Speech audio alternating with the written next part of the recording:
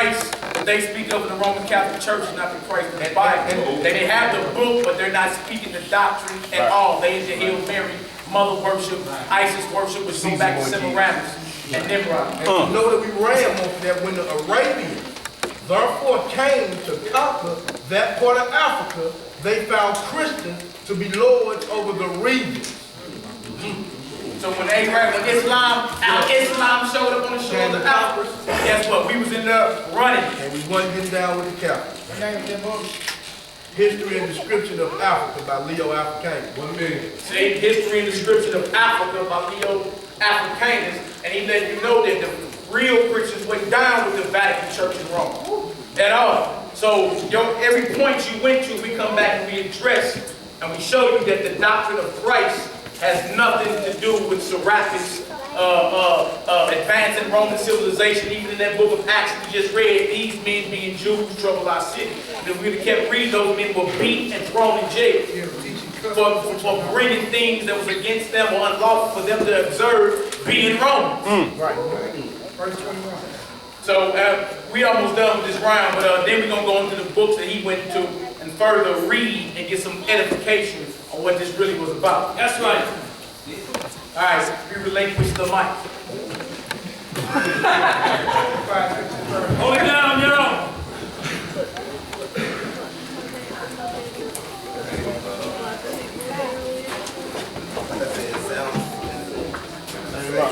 Turn him up.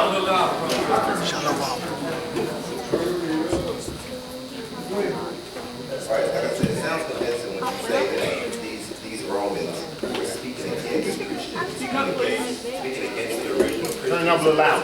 Hold it down, y'all. Let him speak. Against Christ, and we have to understand when studying history, know the time periods in which you were studying. Just don't think that just because there were Protestant Christians who did not agree. Take this for example. Martin Luther was considered a Protestant Christian. He did not agree with the Catholic Church. Does that still make him right? He still followed the doctrine of Christianity. One thing I want to know too is that you say you do not follow the doctrine of Christianity. What is the doctrine of Christianity? Christians believe that Jesus Christ, called Yeshua, was the Son of the living God, who came, the manifestation of his Father, came and died, rose again 3 days later. That's the doctrine of Christianity. That's what they believe in. Do you believe in that? Yes, you do. You believe that Jesus was the part where Yeshua was the Messiah. He lived on earth. He rose, crucified, rose and died. So technically, if you are against the Christian faith, I understand it's like our study. If you are against the Christian faith, which you should be, if you're against the Christian faith, then in some form, in some aspect, you have to be against the Hebrew faith. Case in point, the first Christians, we say the first Christians were Jews, right? And we know that. Bible says. We know this, but not just the Bible, but historically, this is in history. Most people do not like to actually go into history. There's a difference between faith and actual history. There's a difference between truth and reality. When you were studying, I want you guys out there studying doing your own thing. Seek reality. Don't seek truth. Because anybody can have their own truth. I have my truth. Hold it down, y'all. I have your truth. So, when it came back to this church fathers, which they don't like to go back to the church fathers, many historians who are more learned than us agree that most of these events, even though, like I'll go back to Josephus, and I'm trying to lay a foundation. See, that's the thing, but one to just get the meaning actually. I'll go to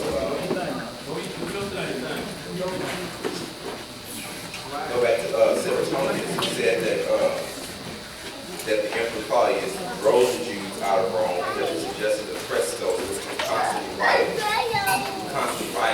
So we see that there was that many historians, there was a Jew named Festus with the E, who was basically agitating. The Jews were against Rome, not just the Jewish Christians, but all Jewish people were against Rome. So, and not just the Jewish Christians, but most of the people that the Roman Empire subjugated were against them. So we have to read what it is saying, and just don't take it at face value. Actually understand why are these people saying it. Because notice they're never saying Jesus of Nazareth. They wouldn't make a specific to Jesus of Nazareth. He's saying Christos. And like I said, there were many. When they used of Moses and Syria and things like that, most people when Christian historians like to say that the first Christians were in Rome, they'll go into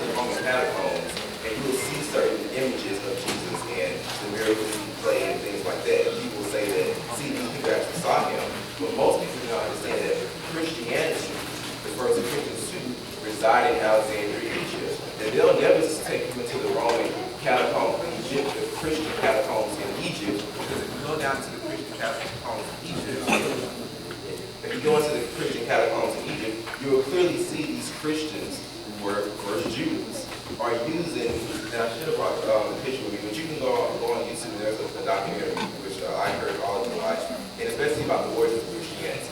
And they go into Egypt and they see that, you can see that when Rome came into Egypt, the Christians, basically when Rome became Egypt, when Rome became Christian, they turned a lot of the temples in Egypt into churches. And you can clearly see on the walls how they scratched out certain characters, but kept others. How they'll, this symbol is not an idol or nothing like this, how they'll scratch out the mom and put a Christian cross right there. So if you were having a church service in the Egyptian temple, then actually you want to see things on the walls and scratch out what you don't like, keep what you do. So just because we see pictures of Moses and pictures of Jesus, I can draw a picture of Superman. Does he exist? Just because a place, and I do want to go into some more places in the Bible because archaeology is a big part. Like I said, I'm not denying that the Israelites did not exist. I'm not saying it at all. And when I say that the Bible is plagiarized, what I'm saying is that it's plagiarized because the people today, not the people 2,000 years ago, not the people who were originally, but people today do not like to give the credit to Egypt, and not just Egypt, but other surrounding nations. Also, too, because Egypt is what? Black. And why would you give the credit to the son of God to black people? Because they still deny us that we are the Israelites and things like this. So we have to understand things. And just because a place exists historically does not mean that the story or the myths surrounding that place actually happened. Case in point, Troy in Greece, that exists. You know, the Helena, Troy, things like that. But does that mean Apollo and Athena exist? Even though, according to the story, these gods had a hand in what was happening. Of course we know Apollo and Athena and all those not exist. If I want to prove that Spider-Man exists, Spider-Man takes place in where? New York. New York is a real place.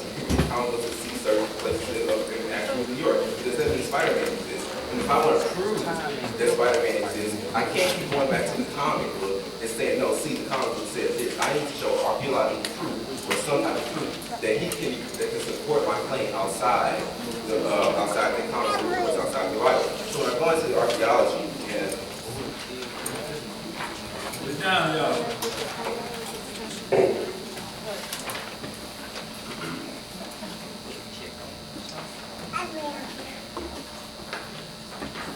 archaeology, I saw when I was watching the videos that you guys use a picture for the history of ancient Jewish civilization. One thing that you guys pointed out is that we have the tomb of the Israelite kings in Israel. But if you go to Israel, they're not called tomb of the Israelite kings. We have to understand too that Romans, in the time of Rome, they subjugated Israel in parts of Palestine. Romans built their burial chambers a specific way. Jews buried their dead a specific way. So when we see, most historians agree that the so-called tomb of the Israelite kings, the tomb of the prophets, weren't really the prophets at all. Case in point, this tomb, you know, you guys probably can't see it, is believed to be the tomb of the prophet Zechariah. Most people understand that just because Zechariah, the name Zechariah, there were many Zechariahs. There was a bone box found in Israel, in Hebron, that the Jews, when they buried their dead, once you dead, once the flesh had decayed, they put the bones in a box. And on this box it said that this was Mary, the mother, translated Mary, the mother of James. And people, Christians around the area automatically assumed that it was Mary, the mother of Jesus, since the brother of Jesus was James. But historians came out to find out that 25% of women in Israel at that time carried the name Mary or Mary in the Hebrew. So my name is Nathan. If I go out and find a tomb that says, here lies Nathan, does that specifically mean that was me? You have to understand. And most times, you have to understand ancient culture and ancient mindset. Most times, a name was for the whole family. This may say this was the tomb of Zechariah, when in actuality it was the tomb of the family of Zechariah. Roman architecture is different than Jewish architecture. The tombs that they'll show you in that book are specifically designed for Roman architecture. Also, on top of the pyramid, pyramid. So why would Israelites put the symbol of Egypt on their tomb of Egypt, which was blasphemous and an evil place? There was a stone found in Israel. On that stone was inscribed, up until 1993 basically, there was no evidence that King David existed.